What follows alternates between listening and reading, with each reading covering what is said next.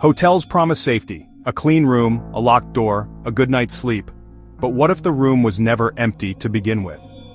These are 3 terrifying hotel horror stories, true accounts from guests who checked in and almost didn't check out. Our first story takes us to the dusty plains of New Mexico, where Michael, a traveling salesman, found himself booked for the night at a roadside motel.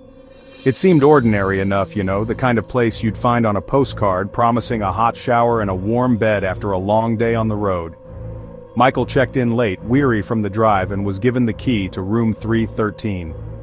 He stepped inside, the air thick with the musty scent of stale cigarettes and old cleaning supplies.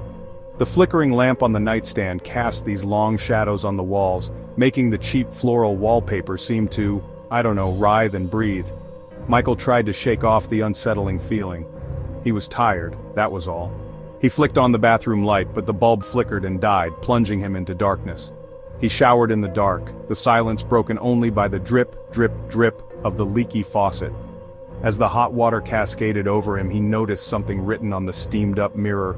It was a single word, scrawled in shaky letters: run. A shiver snaked down Michael's spine. He quickly finished his shower, attributing the eerie message to a prankster. But the word lingered in his mind, a knot of unease tightening in his gut. Sleep was a long time coming that night. Every creak of the floorboards, every sigh of the wind against the window sent his heart racing. Michael tossed and turned, the image of the word run seared into his mind. Just as he was about to drift off, a blood-curdling scream ripped through the silence. He shot up in bed, his heart pounding. The scream seemed to have come from right outside his door. He hesitated, fear paralyzing him. Then he heard it again, a muffled sob filled with terror. Summoning his courage, Michael threw open the door. The hallway was empty. He stepped out, peering down the dimly lit corridor. There was no one in sight, but the sobbing continued, faint now, as if coming from the end of the hall. Michael followed the sound, his heart pounding in his ears. It led him to the very last room at the end of the hallway, room 313, his room. He stared at the door, a cold dread gripping him. Slowly he reached out and turned the handle. The room was empty, just as he had left it. He checked the closet, under the bed, even the small bathroom. There was nowhere for anyone to hide. Shaken, Michael returned to the front desk, demanding to know who was in the room next to his. The old clerk, his face etched with wrinkles, peered at Michael over his spectacles. "Son," he rasped, "you're the only one staying on this floor." Michael stared at him, his blood running cold. "But the screams," he stammered, the sobbing, "it came from my room." The old man just shook his head, a knowing look in his eyes. "Some rooms," he said, his voice barely a whisper, "hold on to more than just memories." Michael didn't wait to hear anymore. He grabbed his things, fled the motel, and never looked back. Our next story takes us to the heart of Chicago, where Jasmine, a young journalist, was covering a conference, her mind more on deadlines than on things that go bump in the night. She was staying at a grand old hotel, a labyrinth of ornate corridors and dimly lit corners, steeped in history and whispers of a bygone era. Exhausted from the day's events, Jasmine returned to her room on the 5th floor, room 504, eager for a long, hot bath and a good night's sleep. She was just drifting off, the steam from the bath enveloping her in a comforting warmth, when she heard it. A knock at the door. "Room service," a muffled voice mumbled from behind the door. Jasmine frowned. She hadn't ordered anything. She padded over to the door, peering through the peephole. There was no one there. She opened the door a crack, her heart pounding. The hallway was empty. "Hello?" she called out, her voice trembling slightly. Only silence answered her. She shrugged it off as a prank and closed the door, securing the latch. But as she turned to leave, she heard it again. This time the knock was accompanied by a voice, a desperate whisper that sent shivers down her spine. "Let me in," it pleaded, the voice raspy and weak. "Please, I need to get in." Jasmine's breath caught in her throat. Terror, cold and sharp, cut through her. She slowly backed away from the door, her eyes fixed on the handle as if expecting it to turn. The voice continued to plead from the other side, each whisper more desperate than the last. Jasmine's hand trembled as she reached for the phone. She had to call security, but just as she was about to dial, she noticed something that made her blood run cold. The window. Her room was on the 5th floor, yet the window was wide open, the curtains billowing in the night breeze. And standing on the ledge, silhouetted against the city lights, was a figure. It was tall and gaunt, its features obscured by the darkness, but Jasmine could see its eyes, two glowing orbs that seemed to burn into her soul. The figure reached out a hand, its long, bony fingers scrabbling at the window pane. Jasmine screamed, a primal sound of pure terror, and scrambled back from the window. She didn't dare take her eyes off the figure, even for a second.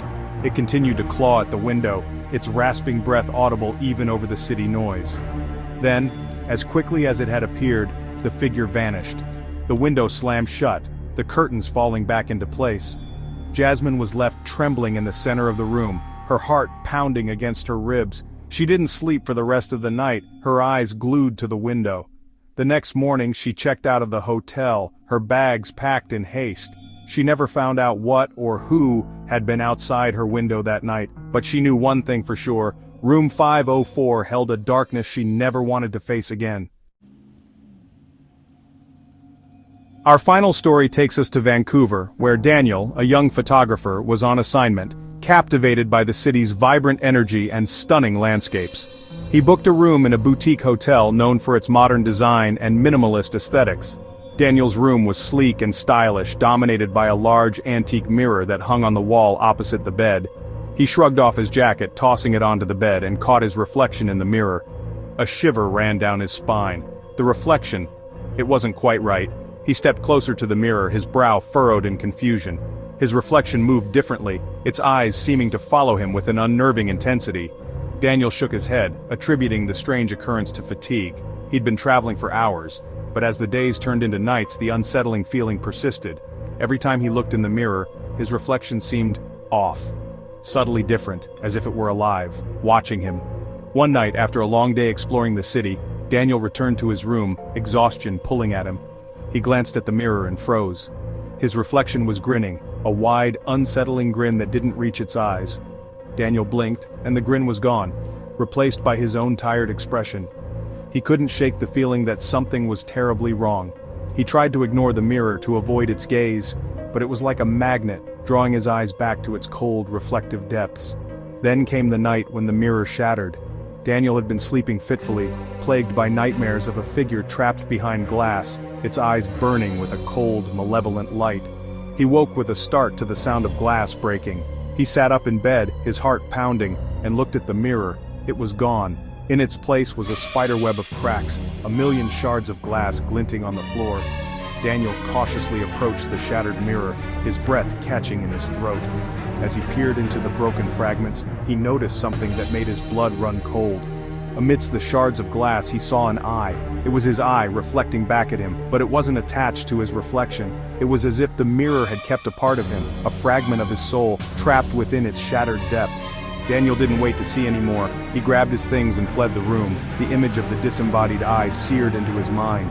He never returned to that hotel, and he never looked in a mirror without a shudder. He couldn't escape the feeling that a part of him was still trapped in that shattered reflection, watching him, waiting. A hotel room is meant to be temporary, a stop between destinations.